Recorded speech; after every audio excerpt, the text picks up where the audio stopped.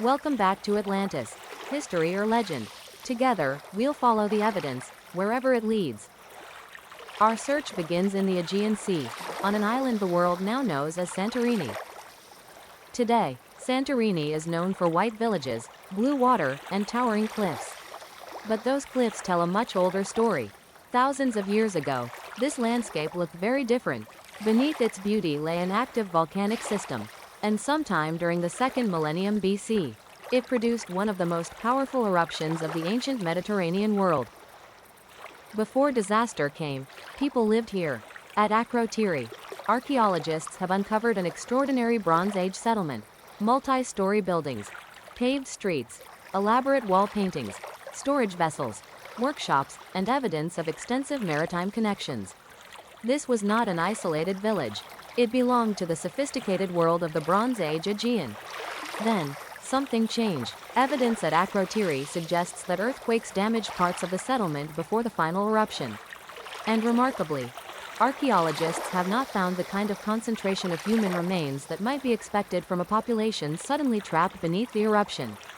That has led researchers to consider the possibility that many inhabitants had time to leave. Where they went, we do not know. Then came the eruption. An enormous column of ash and volcanic material rose high above the Aegean. Pumice and ash buried settlements on Santorini. Explosive phases transformed the island, and the volcanic structure collapsed to form much of the great caldera we see today.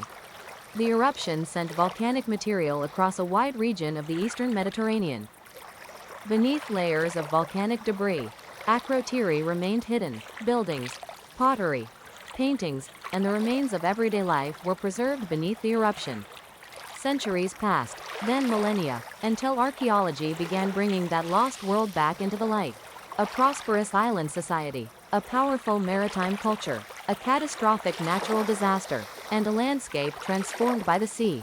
The similarities are tempting, but similarities are not proof. Santorini was real. The eruption was real. Akrotiri was real. The question is whether any of these events had anything to do with Plato's Atlantis.